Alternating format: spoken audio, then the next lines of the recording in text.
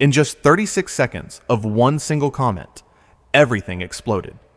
This is the story of how Prince Harry got himself thrown off Piers Morgan's show after a confrontation so intense, so unbelievable, that it left the entire studio in complete shock.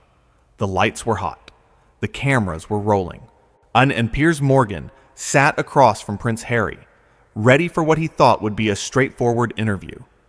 But from the very first moment Harry walked onto that set, something felt off. There was an attitude, an air of superiority that filled the room. Piers, ever the professional, extended his hand for a handshake. Harry looked at it, paused, and then barely touched it before pulling away and sitting down. "Welcome to the show," Piers said, smiling, trying to keep things light and professional. "Thanks for joining us today." Harry didn't smile back. He just stared. "Let's just get this over with," he said coldly. Right there, in that moment, the tone was set. Piers raised an eyebrow, but pressed forward. He had interviewed hundreds of people, some hostile, some friendly, but he knew how to handle himself. He wasn't going to let anyone, royal or not, disrespect him on his own show. "Well, I appreciate you being here," Piers continued. "I know you've got a lot going on. Let's start with something simple. How are you finding life these days?" Harry sighed, like the question itself was beneath him. "Life is fine, Piers. But I'm not here to talk about trivial things.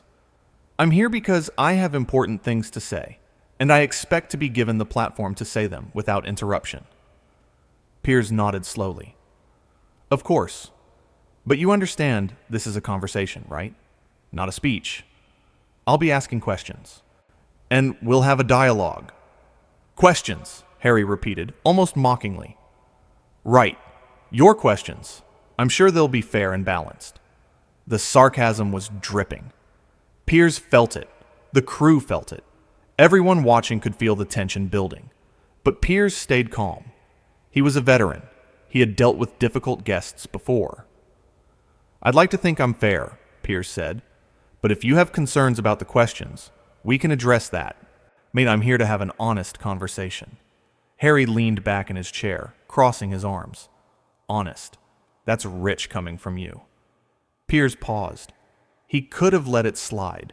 He could have moved on, but he didn't. "What's that supposed to mean?" he asked directly. "It means," Harry said, his voice rising slightly, "that I know exactly what kind of journalist you are. I know how you twist words. I know how you manipulate stories. And I'm not going to sit here and let you do that to me." The studio went silent. Piers stared at Harry, his expression hardening. "I twist words," he said slowly. "I manipulate stories. That's a serious accusation, Harry. And frankly, it's insulting." "Is it?" Harry shot back. "Because from where I'm sitting, you've made a career out of tearing people down, especially people like me." "People like you," Piers repeated. "You mean people who are privileged beyond measure? People who have every advantage in life and then complain about how hard they have it?" Harry's face flushed red. "You don't know anything about my life." "I know enough," Piers said firmly. "I know you've had opportunities most people could only dream of. I know you've been given platforms, resources, protection, and yet you sit here acting like you're some kind of victim." "I am a victim," Harry insisted, his voice getting louder. "I've been hounded by the press my entire life. I've been lied about, stalked, harassed. You have no idea what that's like." Piers leaned forward. "You're right. I don't know what it's like to be born into royalty. I don't know what it's like to grow up in a palace. But I do know what it's like to work hard for everything I have. And I know what it's like to be accountable for my words and actions." "Accountable," Harry scoffed. "That's laughable." "Is it?" Piers challenged. "Because it seems to me that you want all the perks of being royal without any of the responsibility. You want the fame, the platform, the influence, but you don't want anyone to question you or hold you to any standard." Harry stood up slightly, his hands gripping the armrests of his chair. "How dare you? You have no right to speak to me like that." "I have every right," Piers said, his voice steady but firm. "You're on my show. You agreed to come here. And if you're going to make accusations about me, I'm going to defend myself." "This is exactly what I'm talking about," Harry said, his voice shaking with anger. "You turn everything around. You make yourself the victim. You can't handle being challenged." Piers laughed, but it wasn't a friendly laugh. It was the laugh of someone who had reached their limit. "I can't handle being challenged? Harry, I've built my entire career on challenging people. I've interviewed presidents, prime ministers, celebrities, criminals. I don't back down from anyone. But I also don't tolerate being disrespected on my own show." "Disrespected," Harry repeated. "You want to talk about disrespect? What about the way you've talked about my wife? What about the things you've said about my family?" "I've given my opinions," Piers said. "That's what I do. I'm a commentator. I'm a journalist. And I'm allowed to have opinions, just like you're allowed to disagree with them. But don't come on my show and act like you're above criticism." "I'm not above criticism," Harry said, his voice getting sharper. "But there's a difference between criticism and cruelty. And you, Piers, you cross that line constantly." Piers shook his head. "If you can't handle criticism, then maybe you shouldn't put yourself in the public eye. Maybe you shouldn't do interviews. Maybe you shouldn't write books and give speeches about your life if you don't want people to have opinions about it." "I have every right to tell my story," Harry snapped. "And I have every right to question it," Piers fired back. "That's how this works. You don't get to control the narrative completely. You don't get to say whatever you want without anyone pushing back." Harry was breathing heavily now, his face red, his jaw clenched. "You're impossible," he muttered. "No," Piers said calmly. "I'm just not going to bow down to you because of who you are. I don't care if you're a prince. I don't care about your title. In this chair, across from me, you're just another guest. And if you can't handle that, then maybe you should leave." There it was. The line had been drawn. Harry stared at Piers, his eyes blazing with anger. "Maybe I should," he said slowly. "Then go ahead," Piers said, gesturing toward the door. "No one's forcing you to stay." But Harry didn't move. Not yet. Instead, he doubled down. "You know what your problem is, Piers. You're jealous.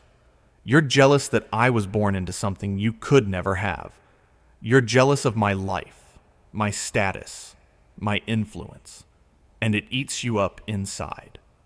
Piers let out a long breath. He could feel his patience wearing thin. "Jealous," he said quietly. "You think I'm jealous of you?" "I know you are," Harry said confidently. Piers smiled, but it was a cold smile. "Harry, I've worked for everything I have. I've earned my success. I've built my career from the ground up. I don't need a royal title to feel important. I don't need a family name to open doors. I've done it on my own merit. So no, I'm not jealous of you. If anything, I pity you." Harry's expression changed. The confidence wavered. "You pity me?" he said, his voice low and dangerous. "I do," Piers said, "because you have everything, and yet you're miserable.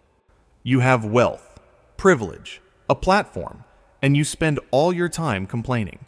You can't see how good you have it, and that's sad." "You don't know what you're talking about," Harry said, his voice trembling now, not with anger, but with something else. Hurt, maybe, or frustration. "Don't I?" Piers asked. "Because from where I'm sitting, it looks like you've thrown away your family, your country, your responsibilities, all because you couldn't handle a little criticism. You've burned bridges, made enemies, and for what? So you can sit in interviews and play the victim?" Harry stood up fully now. "I don't have to listen to this." "No, you don't," Piers agreed. "You can leave anytime you want. But before you do, let me say this. You came on this show with an attitude. You came here ready to fight.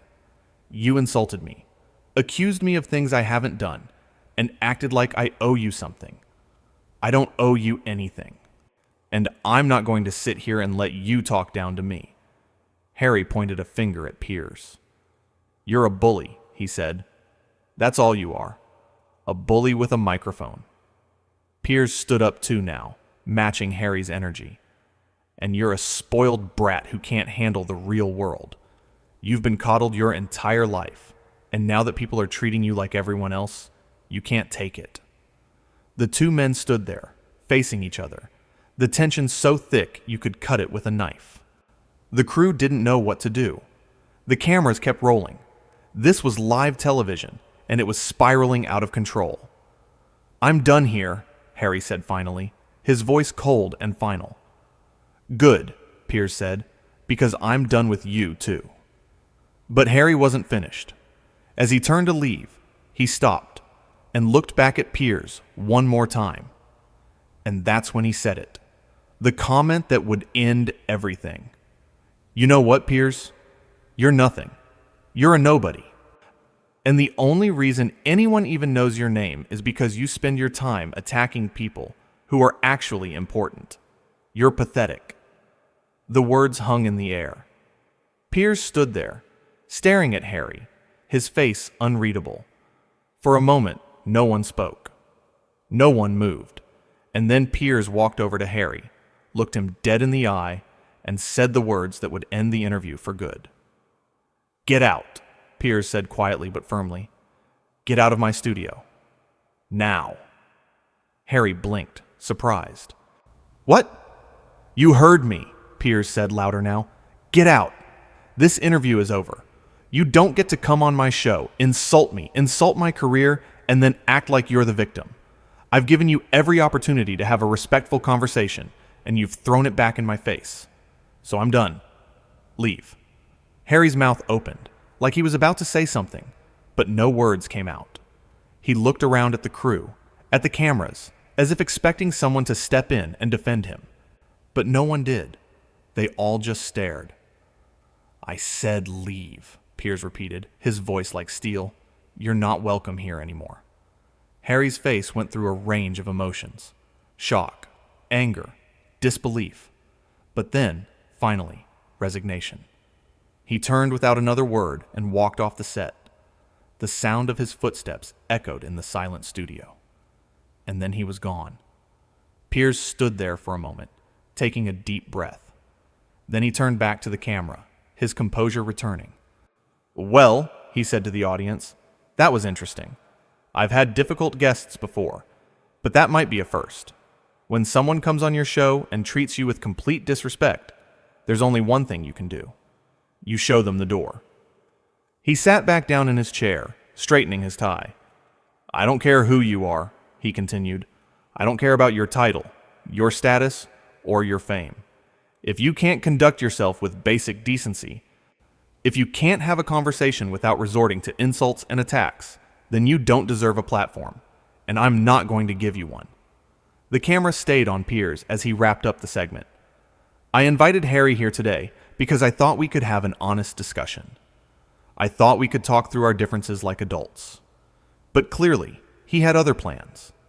He came here looking for a fight, and when he didn't get the response he wanted, he couldn't handle it. That tells you everything you need to know. Piers looked directly into the camera, his expression serious. I stand by everything I said in that interview. I'm not going to apologize for holding someone accountable, even if they're a prince. In fact, especially if they're a prince. Because titles don't give you a free pass to behave however you want. They don't shield you from criticism. And they certainly don't mean you can walk into my studio and treat me like I'm beneath you. He paused, letting the words sink in. Harry called me pathetic. He called me a nobody. But here's the thing. I'm still here. I'm still doing my job. I'm still standing up for what I believe in. And I'm not going to let anyone, royal or otherwise, intimidate me or silence me. The studio was still quiet. The crew was watching Piers with a mix of admiration and disbelief. They had just witnessed something extraordinary. a host standing his ground against one of the most famous people in the world, and not backing down. Some people might say I was too harsh, Piers continued. Some people might say I should have been more respectful, more deferential. But I disagree. Respect is earned, not given. And Harry didn't earn my respect today. He came here with an agenda, with an attitude, and with a chip on his shoulder. And when I didn't play along, when I didn't treat him like royalty, he couldn't handle it. Piers leaned back, a slight smile on his face now. I've been doing this job for a long time. I've interviewed everyone, from world leaders to movie stars. And I've learned one thing. The people who demand respect the loudest are usually the ones who deserve it the least. Harry wanted me to bow down to him. He wanted me to accept his version of events without question. He wanted a platform, not a conversation. And I wasn't going to give him that. He shook his head. The entitlement was staggering. The arrogance was off the charts. And the lack of self-awareness was almost comical. Here's someone who has lived a life of extraordinary privilege, complaining about how hard everything is.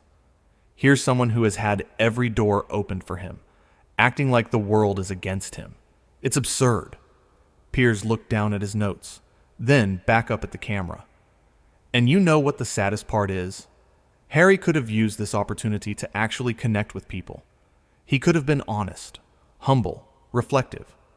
He could have acknowledged his privilege while also sharing his struggles. He could have had a real conversation. But instead, he chose confrontation. He chose to attack. He chose to play the victim. And in doing so, he proved everything I've ever said about him. The host took a sip of water, composing himself. I don't take pleasure in what happened today. I didn't want to kick anyone off my show. But I also won't tolerate being disrespected in my own studio. I won't be talked down to. I won't be insulted. And I certainly won't be called pathetic by someone who doesn't know the first thing about real struggle. Piers's voice grew stronger. I've worked hard to get where I am. I've faced rejection, criticism, setbacks. I've earned my place in this industry, and I'm not going to let anyone diminish that. Not Harry, not anyone. He gestured to the empty chair where Harry had been sitting. That chair has held kings and queens, presidents and prime ministers, heroes and villains, and every single one of them, no matter how powerful, no matter how famous, understood one basic rule. When you come on this show, you engage in good faith. You have a conversation. You don't come here to lecture. You don't come here to attack. And you certainly don't come here thinking you're above it all. Piers paused, his expression softening slightly. Look, I understand that Harry has been through things. I understand that growing up in the public eye is difficult. I understand that losing his mother at a young age was traumatic. I get all of that. But at some point, you have to take responsibility for your own choices. You have to stop blaming everyone else for your problems. You have to grow up. He leaned forward, his voice earnest now. And that's what today was really about. It wasn't about me versus Harry. It wasn't about royal versus commoner. It was about accountability. It was about whether someone, anyone, can come on television and say whatever they want without being challenged. And my answer is no, absolutely not.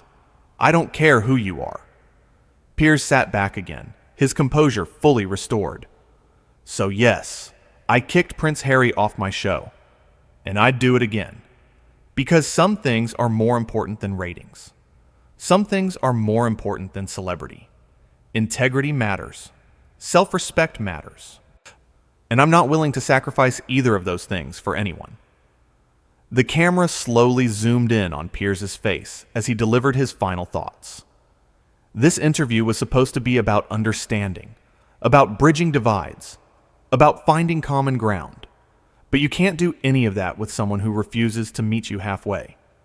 You can't have a conversation with someone who only wants to monologue. And you can't build respect with someone who has none to give. He looked directly at the viewers. I hope people watching this understand what really happened here today. This wasn't about me being mean or aggressive. This was about me standing up for basic standards of decency and respect. Harry came here expecting to be treated like royalty, but I treated him like I treat everyone else, with fairness, with honesty, and with a willingness to push back when necessary. And he couldn't handle it. Piers's voice grew quieter, more reflective. Maybe that says more about him than it does about me. Maybe it shows that he's not ready for the real world, where people don't automatically defer to you because of your last name. Maybe it shows that he still has a lot of growing up to do. I don't know, but what I do know is this. I gave him a chance. I gave him a platform. And he threw it away. The host glanced at his watch, then back at the camera. We had a lot more planned for this interview. We were going to talk about his charity work, his family, his future plans. But none of that happened, because Harry decided that attacking me was more important than having a meaningful conversation. And that's on him, not me. Piers straightened his papers, signaling the end of the segment. So that's the story of how Prince Harry got himself kicked off this show. Not because I'm petty, not because I'm jealous, not because I have some vendetta against him, but because he crossed a line. And when someone crosses that line, there are consequences. Even for princes. He gave a small nod to the camera. I stand by my decision. I stand by my words. And I stand by my principles. Harry wanted a fight, and he got one. But he didn't win. Because in the end, respect isn't about titles or fame or power. It's about how you treat people. And today, Harry showed exactly who he is. And I showed exactly who I am. Piers took one last look at the empty chair, then turned back to face forward. Thank you for watching. And remember, no matter who you are, no matter where you come from, you don't get to treat people poorly and expect no consequences. That's the lesson from today. I hope Harry learns it, but somehow, I doubt he will. The light stayed on Piers as he sat there, calm and composed, having just done what very few people would have the courage to do. He had stood up to royalty. He had defended himself. He had drawn a line, and he had not backed down. The interview was over. Harry was gone.